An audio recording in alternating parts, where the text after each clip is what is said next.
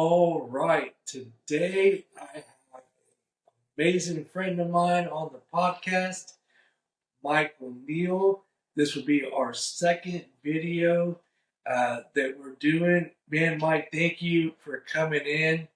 And man, let's chop it up. So, could you give me a little bit of an introduction of yourself again, just for the folks that haven't seen? Just kind of let me know, who you are, what you do. No doubt, man. So for people that don't know, my name is Mike Neal. I am a former outside linebacker for the Super Bowl champion Green Bay Packers. I was drafted in the second round, 56th pick overall from Purdue University. And I grew up in Gary, Indiana. So that gives you a little tidbit of who I am. And now I'm a credit repair specialist, man. I learned a lot of my game from the Goatmez right here. And also just, learning things off the field and what I wanted to be after I left the NFL. A lot of people don't understand 3 and a quarter of us leave the NFL broken divorce. That's 80%. 8 out of 10 people that come to the NFL leave broken divorce. So what do you do and how do you turn the page after you leave the game and what's out there for you? And to make a long story short, I went to real estate. Real estate led me into credit. Credit led me into the spot that I am now. And I found a sweet spot on being able to understand credit, helping other people do the same thing, getting people approved for houses, and then also learn how to leverage other people's money. So that's a little tidbit of who I am, but obviously there'll be more to come here shortly. Absolutely. So you said you grew up in Gary, Indiana? Gary, man, we used to call it Scary Gary when I was growing up. What people don't know is Gary used to be the murder capital of the U.S. for a while, man, and Oh, wow. also one of the most depressed cities in the U.S. It wasn't the best place, but it wasn't the worst place at the same time. I think that, the Midwest culture, it's a good culture, man. It's different from here in Tampa, Florida, where I'm currently, residing. But yeah, Gary, Indiana, man, it was good to me, man. I love my land. So did you play sports in like middle school, high school? Like what was that kind of like being out there? You know what? I was not really hell bent on playing sports when I was a kid. I was more of a nerd, honest to God. No, seriously, I tell people all the time, I like to learn. I'm a person and I can be one of the biggest, procrastinators when it comes to implementing information because I'm an information hoarder. I take on a lot of information. So growing up, I was more so, let me just get in the books, let me study. I wanted to be a chemist, I wanted to be a scientist.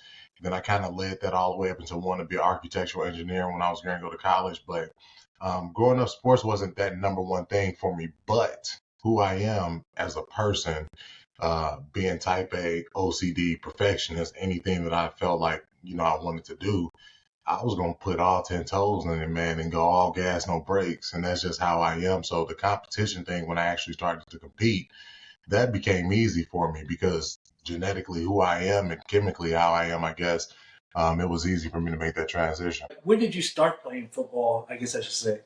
Yeah, no, it's a funny story. So I was a basketball player. Growing up in Indiana, people know us for the basketball state. That's all we do, rip and run up and down courts, and we hoop, man. So I was a hooper. But the funny thing about that is the first time I played football, I probably was like 8 or 9, but I was so tall, they ended up putting me in with like 11 to 13-year-olds. And so it was Pop Warner football, man. I went out there, I made a tackle, and everybody jumped on top of me. And I remember getting up crying. I looked at my dad. I was like, I do not want to do this no more. I was like, this is not for me, man. And my dad was like, hey, listen, that's fine. But, we paid a lot of money for this and we weren't rich. You know what I'm saying? We didn't have a lot of money. So it was like, if we're going to invest the money, just finish it. And that was my first lesson that you just don't quit. You know what I'm saying? So I was like, all right, whatever. I finished the season and I never touched a football field again into high school. And when Really? I went to high school, yeah, man, it's crazy. People it's just like when I went to high school, my friend talked me into playing when I was a freshman. And I was like, man, I went after training camp, so I didn't do any of the grunt work, and I set the bench. Then my sophomore year, I'm like, I'm not doing this shit again. I'm like, I'm not doing it. I don't want it. He talked me into coming back out there. So once again, I waited till after training camp. I think I went like maybe the last couple of days of training camp because I didn't want to go out there and do all the 2 days and all that stuff. And so I ended up getting on the team, and then that year completely flipped the page. It was just like that's when everything just opened up, man. I think he ended up getting hurt. I ended up playing some. I got moved up to varsity at the end of the year. And I was so dumb when it came to football. They literally was just like, go run around this dude and hit the quarterback. I'm like, all right, cool. Because I played tight end and tight end and defensive end. And I literally got in the varsity game. I think it probably was like the third or fourth snap I played. Ran in there. I hit the quarterback. I'm like 210 soaking wet. He's like 240. Black both my eyes. He ended up I'm not making this up. He ends up fumbling the football. My sister's boyfriend at the time picks up the football because he was a team captain. He was a senior and runs it in for a touchdown. We win. And it's like now football is like that thing because that was all I needed. I was like, damn, I can, and with two black eyes now and a couple stingers, I'm like, well, if I can make this happen, you know, hey, the rest is history. You went to Purdue, correct? Yep. What made you choose Purdue? You know what the funny thing is I went to Purdue because there wasn't I had a lot of offers, man, and I thought highly. Number one, I'm a very, very family is everything to me. I can tell you you can do anything in this world to me, but family was my backbone and my support of everything I've done. And I've always held tight to my family. So that was the number one determining factor because Gary was only an hour away from Purdue. And I knew that if I went anywhere else, the chances of my family being able to see me play were slim to none. All my brothers were a lot younger than me. And I just knew that my parents couldn't really afford it. So that afforded me that opportunity. And then at the time, I was a defensive end. And so Purdue was labeled the den of defensive ends. They were putting out defensive ends in the NFL like crazy. So I'm like, this is my opportunity to go in there and make a bang and then do what it is that I do at my position and possibly get to the NFL. So that was a determining factor. Number one, the family. Number two, them being known as the den of defensive ends. And yeah, and it was a good school engineering too. Nice. So when you started college, was your mindset like, hey, I'm gonna go play, for the league, or where was your mindset at then? You know what's funny? I've always been, my brother always says this all the time now, and I look at it in hindsight. I always looked at, I've always been where my feet was at. There was nothing that I didn't think was out of grasp. It was almost like when I signed my letter of intent to go to Purdue, I knew I was going to go to the NFL. It was never really a second guess. I'm like, if they're putting out people and I'm in college, I'm going to go to the NFL. At bare minimum, I'm going to get the opportunity to step on the field. It was never a thought to me like, yeah, you're not going to make it. You got to do this, that, and the third. It was like, no, I'm going to college. So the next step after that is the NFL. And I think the crazy thing is when people get to visualizing what it is that they want to be aware of what your doubts are. Because I didn't have any doubt. So everything that I got was because there was never any doubt. I just knew it. So you have to have that no factor. But it still took a shit ton of work and it was still hard and there was still some days, where I just didn't know if, hell, how the fuck am I gonna make it through this? Yeah. So what was like a normal day for you? Like what time do you get up and like the day schedule and what was that like? The Army, and I know that you can attest to this when I start telling you, I think that it's like being in the Army because as a freshman, I'm going into college and I ended up taking science as my major. And you know what I'm saying? So I ended up having to take biology courses. And the only time they had biology class was at 7 o'clock in the morning. So as a freshman, you come in, we had to mandatory lift as freshmen at 5 o'clock in the morning. We had mandatory breakfast where we had to go eat. So they was checking us in to make sure that we ate. If you were hurt, you had mandatory treatment after that. Then I had 15 credit hours. So I was in class I'm already up at 5 now. So I was in class from 7 to about 2. Then after that, I would have to go over to the stadium. We would have meetings. Then we would have practice. Then we had mandatory dinner. So you had to go check in for dinner where you had an athletic training table. And then you had mandatory study hall. So you think as a freshman, I was up at 5 o'clock in the morning working out and my days didn't end to 10 o'clock. And I did that for 4 semesters, which is pretty much 2 years in a row. And I redshirt as a freshman too. And so when you redshirt, it's a lot harder because when the team goes away, you up, and I'm talking about they are really drilling the living shit out of you. You lifting weights and we had to gain 2 pounds every week. So Oh wow. if you were a person that was underweight and you had to get in a certain position, now I was 245 pounds and they wanted to make me a D tackle. So it's like you have to gain 2 pounds every week. And if you didn't, you had to do punishment runs every Friday. And that was Dang. terrible. Yeah. So it was, when I tell you, it was probably one of the hardest things I've ever done. Going through college my first 2 years was no joke, man. It was tough. And then to have to maintain a GPA with that many credit hours is like having a full-time job and then leaving and having another full-time job. So that shit was hard, man. So what makes you like? What drove you to be like? As hard as this is, I mean, I could easily say, hey, I don't want to play football and just go to school, or I can just go back and live in Gary and be a 9 to 5 person. What what really motivated you to be like, what, this is gonna suck, but in the end, like it's all gonna be worth it, and I can look back and be like, yeah, I did that shit. You know what, man? I can appreciate this question because as many times as I answer it or I get asked it, the answer is always different because I get to look at it every single time from a different viewpoint. And it's very hard for me to pinpoint that. And the reason why I say that is because for me, um, the way that I am, I was born this way. And a lot of people, it takes them, they have to try to do a lot of self talk. They have to listen to a lot of motivational stuff. They have to find inspiration. That never was me.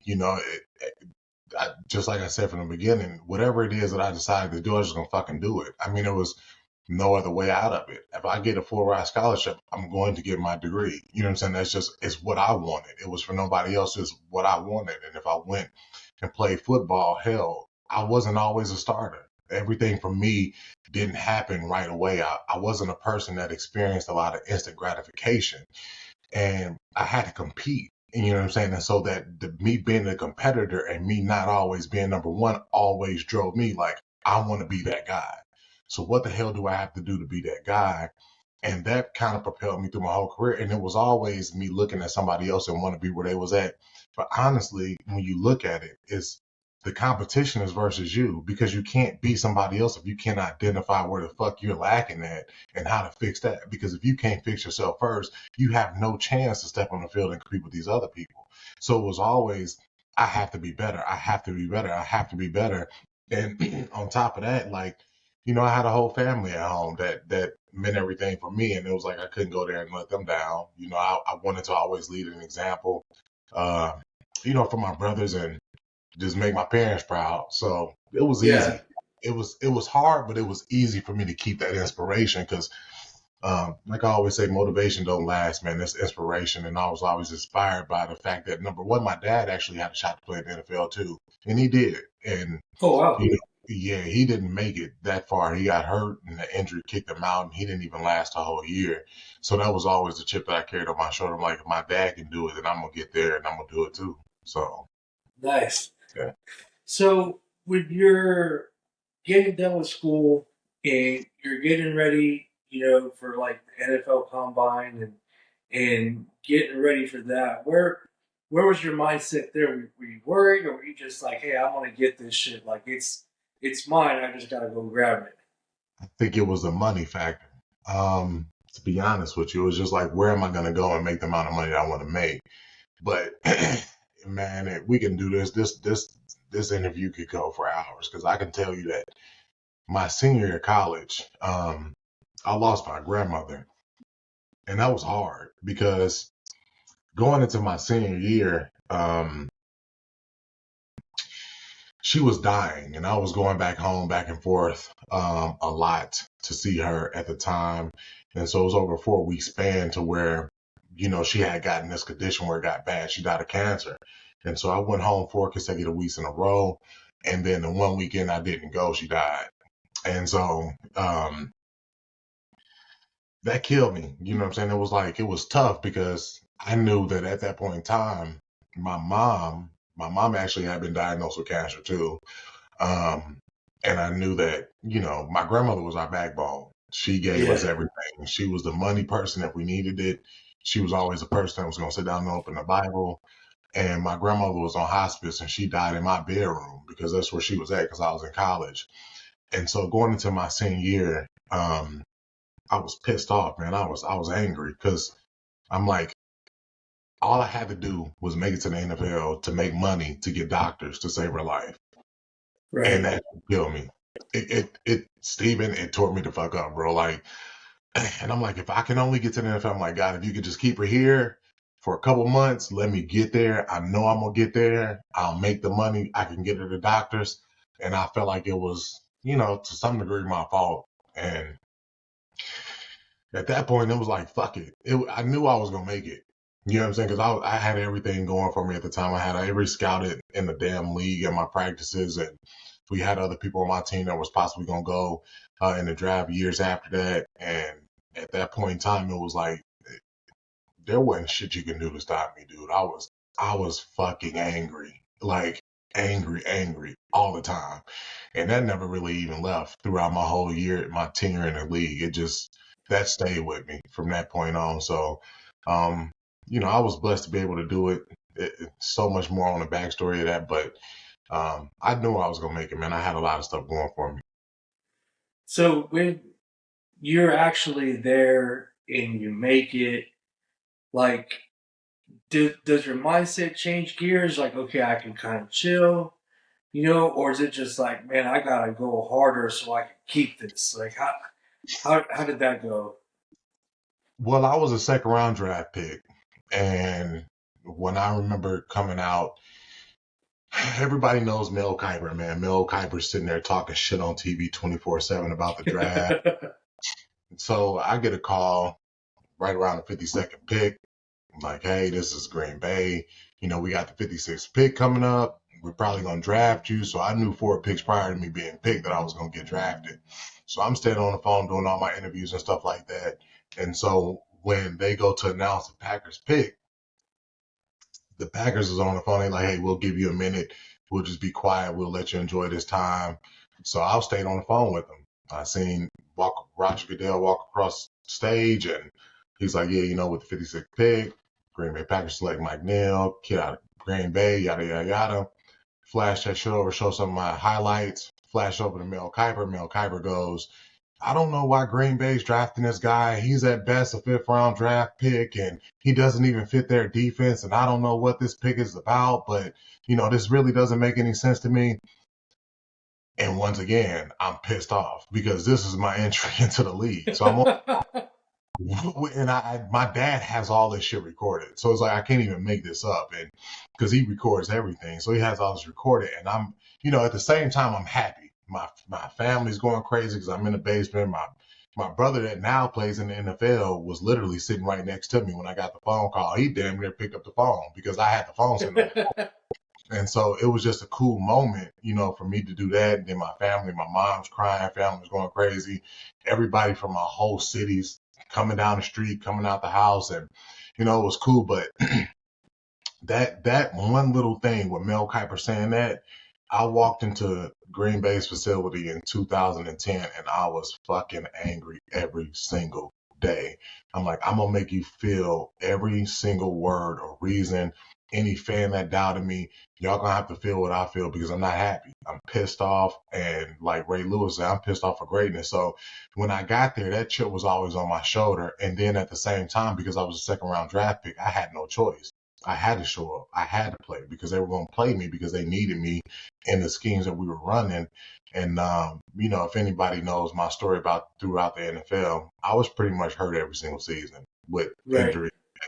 Most people probably wouldn't come back and play from. And I had 13 surgeries from, through college and the NFL. So it was rough, but, you know, every year it gave me a reason. Like I'm a big person. Like if you talk shit about me or you make me feel some type of way, that is my number one. That's all I need to read is a paperclip. See somebody talk shit on the internet, and I don't respond.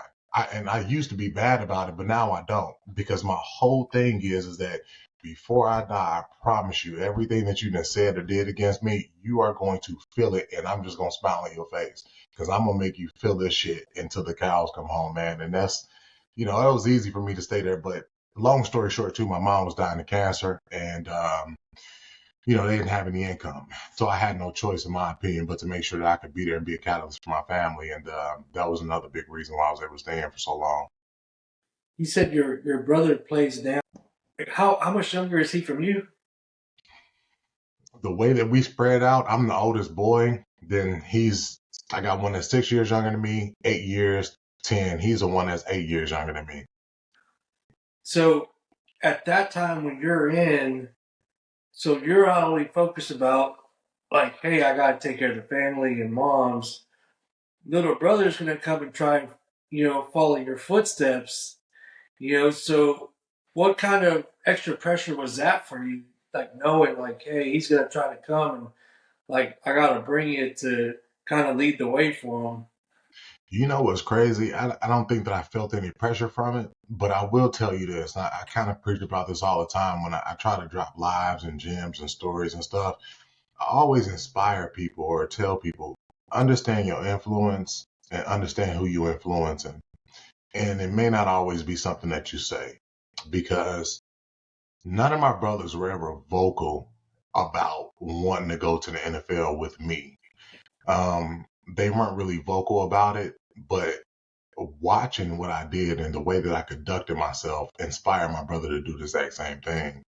And so, it's kind of cool to me because when I watch his interviews or when he talks to other people, he always tell people my biggest inspiration is my brother, because he was like, I watched him do it.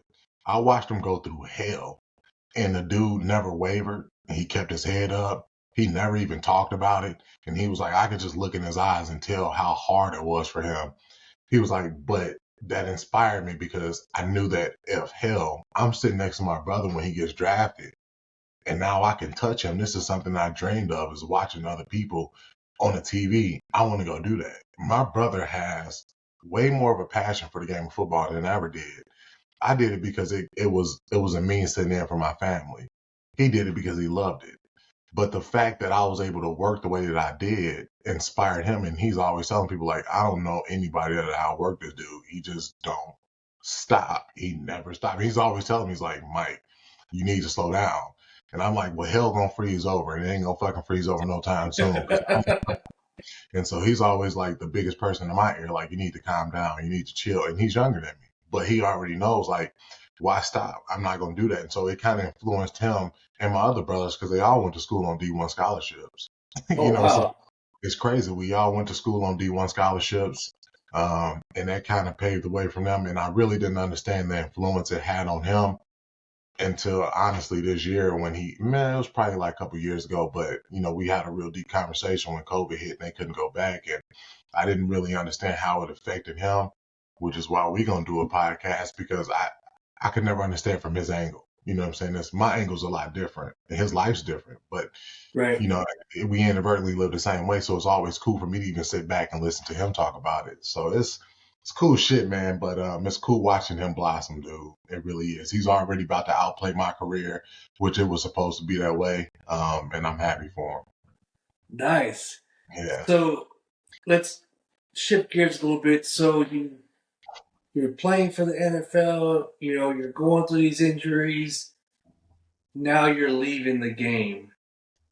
How does your mindset shift from there to being in this, rigorous program and schedule to just shit, I don't have to show up to the, To the stadium anymore and train. Like what do you do? it is a reason why you see so many of the guys dying young and losing their minds, because you go from having your whole entire life now scheduled by somebody else. So all you have to do is show up, to now you get this freedom, and now you have to create that schedule. And you have money if you're smart. It's very, very hard, and it's very lonely, it's very depressing, it's very overwhelming.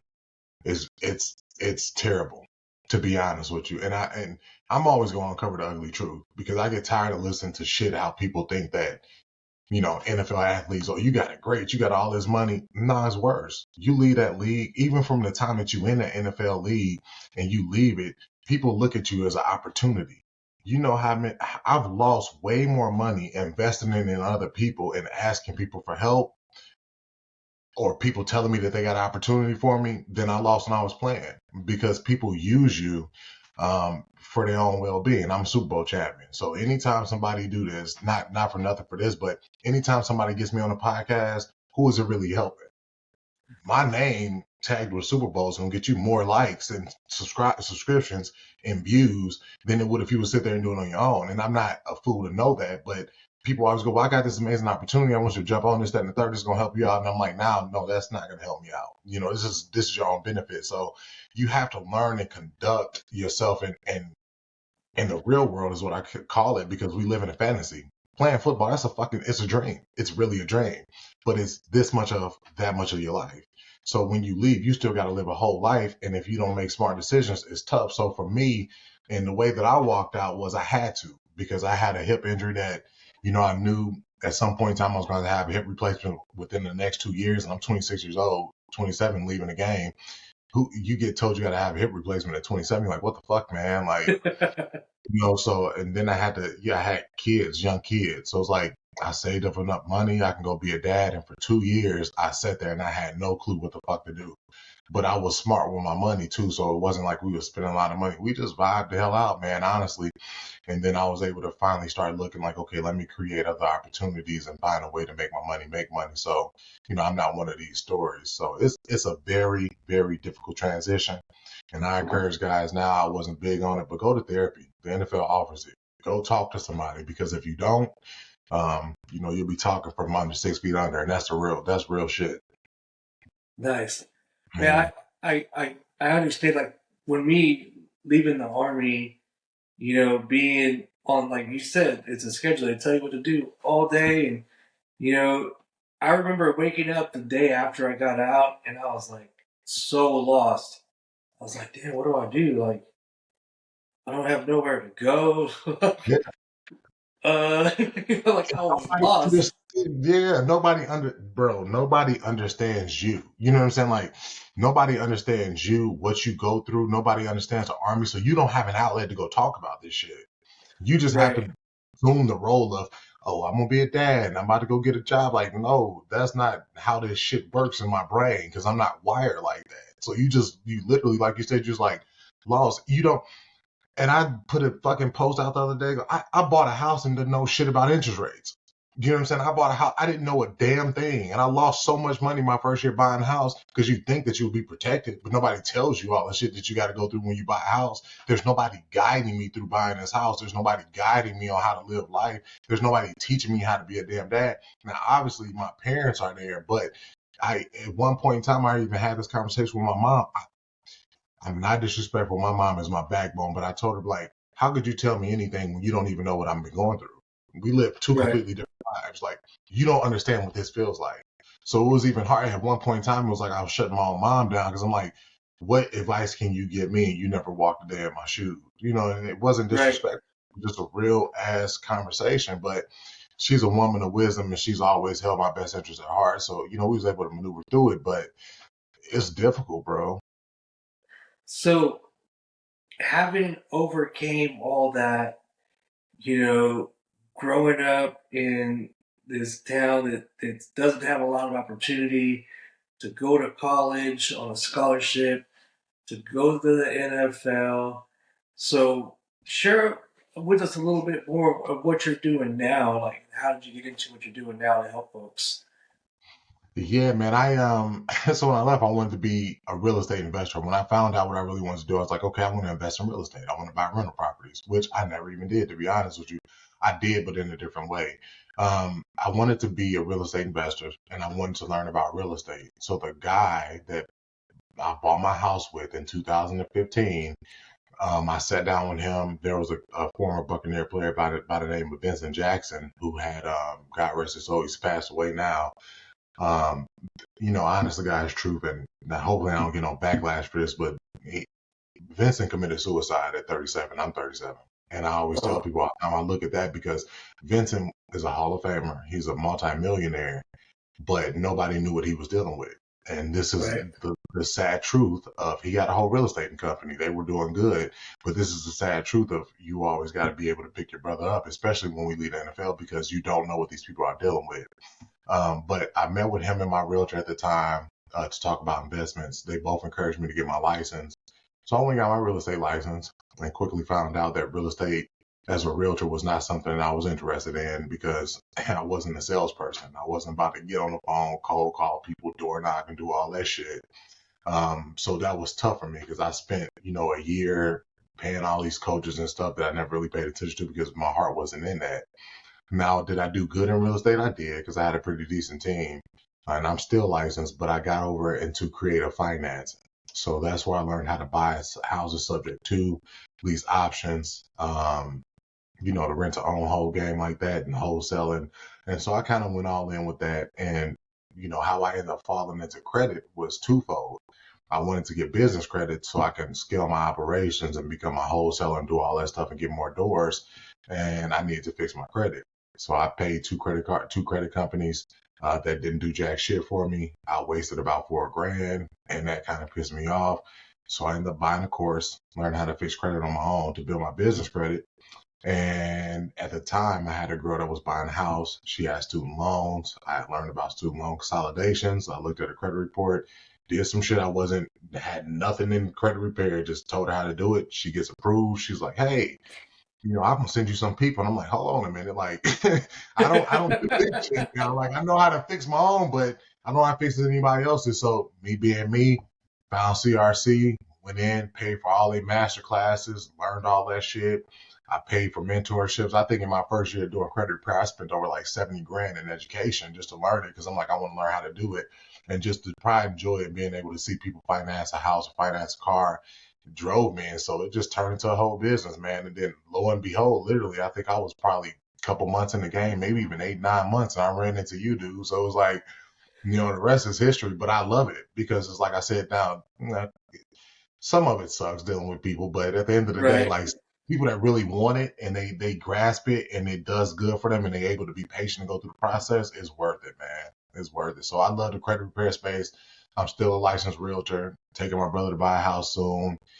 Just falling into anything that I can. I'm probably going to end up getting my life insurance license because I know a lot about life insurance and how to leverage that too. So it's been fun for me, man. Just learning and applying and scaling businesses is kind of what I'm doing right now.